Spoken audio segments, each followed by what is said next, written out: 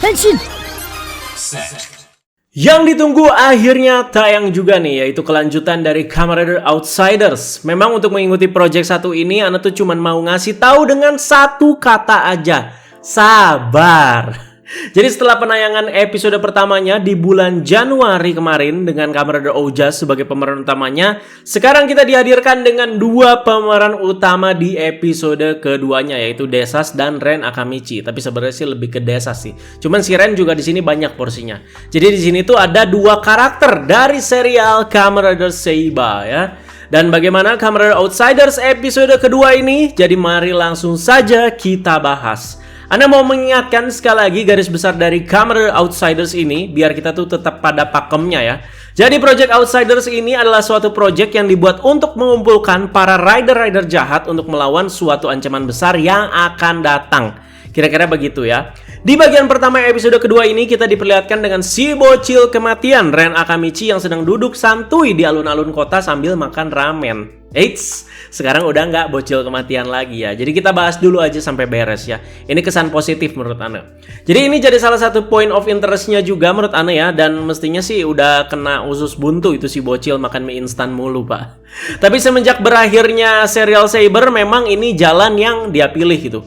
Jadi ya berkelana seorang diri, mengembara layaknya seorang ninja sambil mencari kekuatan juga gitu. Jadi langkah yang diambil Ren biar dia juga itu bisa mandiri bisa dibilang. Tapi tetap dia ini ya bagian dari Sword of Logos gitu. Jadi bukan keluar ya. Dan Sword of Logos ya tentu welcome aja gitu kalau dia mampir atau dia balik ya. Atau mungkin ada suatu misi Sword of Logos ya si Ren ini bisa bantu-bantu juga gitu. Jika boleh ditelaah, ini kontinuitas atau placementnya itu di mana yang bisa kita asumsikan ini sudah pasti terjadi setelah serial Saber itu berakhir ya. Setelah Tomang dan kawan-kawan itu ya menyelamatkan dunia, terus juga mengakhiri ancaman dari Storius. Udah, kita make it simple aja gitu. Nggak usah kita sambungin sama Trio of Deep Shin lah, atau sama spin-off kemarin kan, Sabella sama Durendal ya. Padahal ya Ren juga hadir sih sebenarnya di Sabella Durendal ya. Tapi kalau bahas soal itu nanti bakal kepanjangan lagi gitu. Jadi ya sekali lagi make it simple aja, udah beres serialnya si Saber. Dimana dunia itu udah kembali damai karena sudah diselamatkan oleh si Tomang, Ren, dan kawan-kawan. Kalau bahas yang lebih ke Ren secara spesifik, ini juga terjadi setelah pertarungan epic dia itu dengan si Desas di salah satu episodenya si Saber. Ini tepatnya itu terjadi di episode 43. Kalian boleh simak bahasan Ana waktu itu buat kilas balik dan merasakan lagi momen pertarungan antara Kenzan dan Desas waktu itu. Itu juga menurut Ana sih episode yang cukup epic dan cukup oke ya. Di sini Ren itu ya sedikit agak mengeluh karena dunia itu ya sudah damai gitu ya, tidak ada lagi ancaman. Makanya dia juga kayak agak nganggur gitu. Tentu di momen dia sendiri kayak gini tuh dia tuh selalu teringat sama si Desas, terutama sama pertarungan terakhir mereka ya. Apalagi pas bagian makan ramen dia itu selalu inget dimana Desas itu selalu ngingetin dia buat makan ramen sama jahe merah. Beneran, selepas kepergiannya si Desas, Ren makan pop mie-nya ini tuh pakai jahe merah di momen ini. Jadi ya karena dunianya udah damai, dia juga ya pastinya ya jadi berpikir gitu ya, buat apa lagi gitu gue cari kekuatan, toh dunia udah damai kan. Jadi ya kehilangan makna gitu soal mencari kekuatan, ini bisa dimaklumi juga. Nah terus kalian inget gak yang Ana tuh sering bahas sebelum penayangan episode keduanya ini? Jadi ada dua Ren gitu kan, yang satu lagi yang kayak pakai eyeliner luntur itu. Ternyata ini tuh semacam kayak inner self-nya si Ren lah. Ya dibilang schizo juga ya bisa masuk sih. Ya kayak Blue Lock tuh ada monsternya lah gitu ya. Jadi inner self-nya yang lebih ke evil ini tuh macam bisikan setan juga gitu. Dimana kata-katanya ini tuh mencoba menghasut si Ren gitu. Ya mirip Persona juga gitu ya ini ya. Yang dibilang sama inner self-nya ini tuh lebih ke bener gitu ya. Yang ada di dalam lubuk hatinya si Ren gitu. Jadi bukan kebohongan gitu. Dimana si Ren ini tuh ya sebenarnya kayaknya sih ya masih ingin tarung, terutama sama si Desas. Dan tentu soal Ren yang masih haus dalam tanda kutip akan kekuatan ya. Karena kan ya memang tujuan dia itu gitu, mencari kekuatan. Tapi kalau dunia udah damai ya mau ngapain lagi gitu ya. Jadi di saat ini kemunculan para Hyumajir yang malfungsi bernama Magia mengejutkan si Ren. Sama dia itu dikiranya Megiddo ya. Dan di sini muncul Mamang Horobi yang lagi ngelawan para Magia ini. Di sini Horobi meminta Ren untuk membantunya melindungi dunia sekaligus memperingati kalau ada ancaman kejahatan yang bangkit saat ini. Jadi di sini juga si Zane itu diperkenalkan kepada si Ren. Dimana Zane saat ini tuh belum bangkit katanya ya, karena dia ini tuh lagi learning. Lagi mempelajari ya. Jadi kalau dari kata-katanya Horobi ini ya yang Anda tangkap ya, Zane ini tuh emang musuh tapi lebih dari universe-nya Zero One sih ya. Karena dia itu kan kebalikannya Arc bisa dibilang. Jadi Zane juga katanya punya tujuan untuk menyatukan dunia Rider. Wah, Mamang Diket harus beraksi kalau kayak gini dong ya. Sebagai Sekai no Hakaisha, Decay dong. Udah fans-fans langsung beringas sudah ini ya. Wah, Diket nanti datang lagi kan. Udahlah ya. Jadi gini nih teman-teman ya, bagian Ren yang Schizo tadi yang Anda tangkap itu tuh sudah tercium sama si Zane. Dan menganggap si Ren ini tuh jadi ancaman. Ngerti nggak sampai sini ya? Karena ya ada itikat-itikat yang kurang baik lah gitu ya. Dimana ya si Ren ternyata masih pengen tarung, masih pengen kekuatan gitu ya. Ya itu yang ada di dalam lubuk hatinya dan itu benar gitu ya. Disampaikan sama si Ren yang inner self yang evil gitu teman-teman ya. Jadi ya masih ingin kekuatan, masih ingin tarung lagi ya, kalau enggak ya enggak akan muncul si monsternya yang tadi gitu ya, si monster yang kayak di Blue Lock tadi lah bisa dibilang, atau bisikan-bisikan setan tadi gitu. Jadi secara teori, prediksi dan kalkulasi Zane itu selalu ada di atas Arc. Jadi lebih imba lagi dari Arc ini teman-teman. Sekarang kita lanjut ke bagian desas ya, nyambung sama episode pertama. Jadi anggota Foundation X itu menggunakan deck dari Kamen Rider Odin dan V-Buckle sebagai salah satu ingredients untuk membangkitkan si desas ini. Ada kata-kata yang cukup bikin Anda mikir dari si Foundation X ini. Zane sebentar lagi akan menampakkan dirinya.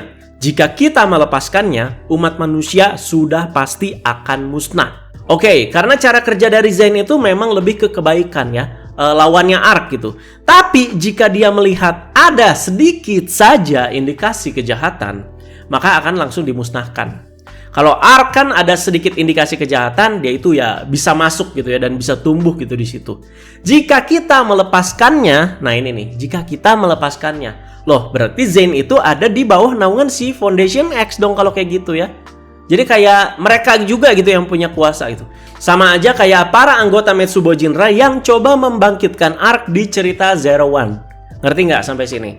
Jadi Metsubo Jinrai dengan Arc-nya, ini Foundation X dengan si Zane-nya. Mungkin kayak gitu ya. Ini sih masih tangkepan-tangkepan Ana ya. Soalnya ini teorinya banyak banget loh dari berbagai macam universe Kamen Rider ya. Jadi Zane itu ada di bawah naungan Foundation X, tapi di satu sisi Foundation X itu membuat Project Outsiders untuk mengalahkan si Zane. Mungkin untuk menangkal juga kali ya, kalau ada suatu kejadian yang di luar prediksi mereka gitu. Dan kalau kalian lihat juga di belakang dua anggota Foundation X ini ada dus besar dengan logo Hidden Intelligence. Ini dus Humajir Polosan ya kalau di Zero One itu. Jadi inget si Aruto sama Eizo itu yang nganter Humajir ini tuh langsung ke rumah salah satu customernya. Nah inget kan, dusnya ini sama kayak begini. Dan ada satu hal lagi yang dibilang sama Foundation X soal gagalnya mereka membangkitkan Kamen Rider Horobi. Nah, apakah dus Humajir Polos itu di belakang itu buat ngebangkitin Horobi? Jadi sama aja kayak ngebangkitin si Dan Kuroto waktu itu ya dengan progress-nya aja gitu. Tapi ya si Humajirnya ya cukup ada polosannya aja gitu ya. Jadi yang intinya itu atau semua memorinya itu ada di progress key. Nah ini juga nggak diceritain ya soal prosesnya gimana. Ini cuma yang Anda tangkap sekali lagi. Jadi kalau yang dibilang gagal sama mereka, berarti ini sambungan dari visi next kemarin dong ya, yang Kamen Rider Metsubo Jinrai. Dimana ya Horobi yang udah bersatu sama yang lainnya menjadi Kamen Rider Metsubo Jinrai ya udah hancur gitu sama si Falcon ya. Si Mamang Fua juga ya udah mati gitu. Tapi di episode kedua ini ya Horobi hadir seperti yang kita lihat tadi. Dan katanya dia ini ada di pihaknya si Zane. Mungkin karena memang itikat Horobi ini tuh udah jadi baik gitu ya dan bergerak di balik bayangan untuk membasmi kejahatan. Jadi bisa aja ini tuh kayak dimanfaatkan oleh si Zane gitu ya. Jadi si Zane ini juga ngebantu si Horobi itu. Banyak yang berharap Horobi ini tuh dapat form baru di Project Outsiders ini. Bahkan form Arc Scorpion katanya diharapkan bisa muncul lagi dari para fans ya. Kalau soal form baru ya, Ana sih setuju-setuju aja. Tapi Arc Scorpion itu enggak kalau harus muncul lagi. Karena dengan munculin form itu, pertobatan dia dan bacot no jutsunya Aruto Sacho itu berasa jadi sia-sia dong ya. Kan itu kan bentuk manifestasi kejahatan Horobi yang juga digabung gitu sama si Arc jadinya ya. Ngerti lah sampai sini ya. Makanya Anda juga agak kontra kalau misalkan Arc Scorpion ya harus muncul lagi. Walaupun formnya keren ya. Tapi takutnya jadi nggak relevan gitu ya. Dengan perkembangan karakter Horobi sejauh ini. Dan akhirnya terjadilah temu kangen nih antara Ren dan juga Desas ya. Dan terjadi pertarungan epik lagi antara keduanya. Jadi ya Zen ini tuh mencium itikat kejahatan walau belum terjadi. Dan mungkin disampaikan lewat Horobi. Makanya yang Anda tangkap di sini, Horobi tuh mencoba menyelamatkan Kenzan agar nggak bertindak terlalu jauh atau lebih jauh lagi. Nanti jatuhnya kayak dia katanya, kayak si Horobi ya, jatuh dalam kedengkian. Jadi ngasih testimoni juga dan ya lumayan relevan juga lah di sini.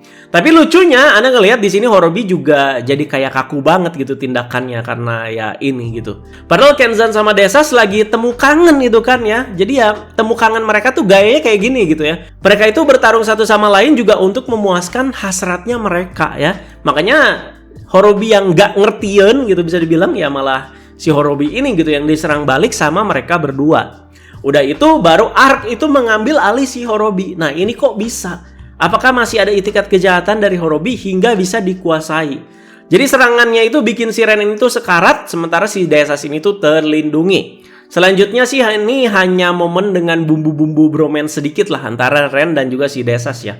Terlihat dua-duanya ini tuh udah bro banget lah dan peduli satu sama lain, tapi ya gitu. Gak mau mengakui kayak di serialnya gitu ya. Jadi kayak masih sundere gitu lah ya.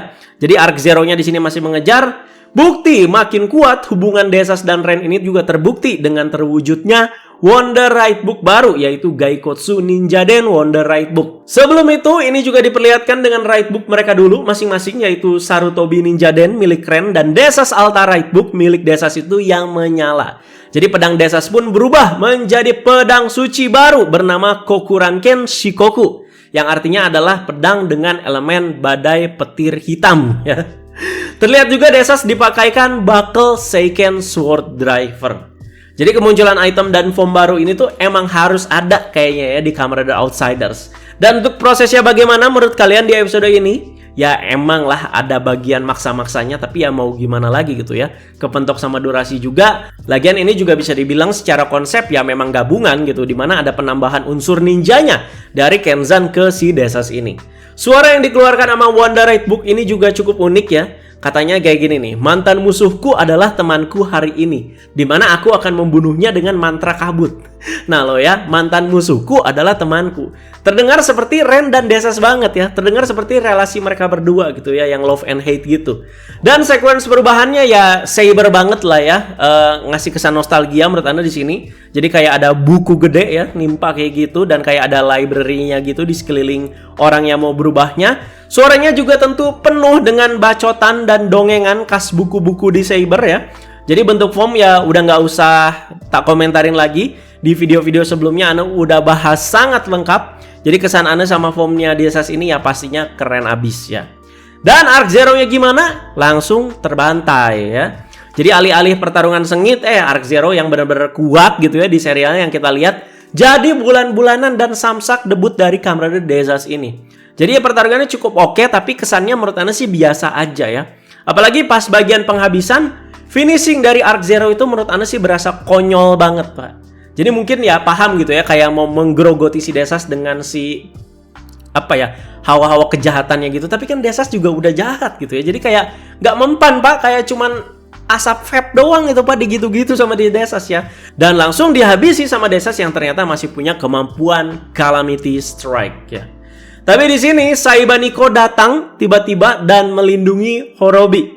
Jadi memberi pesan yang agak mirip juga nih kepada si Desas dan juga si Ren. Kesannya Horobi sama Nico ini tuh kayak udah kerja sama juga gitu ya. Namanya juga karakter dari universe-nya Yuya, Pak. Exit sama Zero One. Jadi nggak mengherankan gitu ya. Jadi kedua serial ini masing-masing karakternya tuh kayak erat gitu satu sama lain lah. Ya iyalah itu. Kayak gitu-gitu aja gitu kan ya. Jadi karena peringatan dari Nico ini, si Desas pergi dari si Ren. Jadi tinggal kita tunggu nyambung ke gabungan semua rider-rider jahat aka puncaknya Project Outsiders. Di akhir si Nico ini tuh menghubungi Skuru Koboshi. Kalau kalian ingat DxD, dia ini adalah game developer yang menciptakan Juju Barga ya. Dan sekarang jadi CEO-nya Genmu Corporation. Tahu lah yang si Om Botak itu ya. Lah, bukannya Genmu Corporation itu udah dibuat ulang sama Dan Kuroto dari Tausa Intelion ya, atas hasil kemenangan pertarungan dia. Nah ini, makanya aneh juga bingung ya sebenarnya, nggak rapi-rapi amat ini. Nico menyuruh Pak Skuru ini tuh untuk membuka sebuah asosiasi untuk melanjutkan misinya di sana. Dan di sana nanti Nico itu ketemu siapa? Seseorang yang bakal jadi kejutan dan nyambung sama episode ketiga nanti. Yang udah pantengin fanpage Ane pasti udah tahu ya siapa guestnya ya. Dan juga terlihat Nico itu memegang gasyat dari Kamen Rider Chronicle ya. Apakah Om Murasame ini bakalan dibangkitkan lagi? Kita tahu penampilan terakhirnya itu ada di Genmu The President ya, di pertarungan dia melawan anaknya sendiri yaitu Dan Kuroto.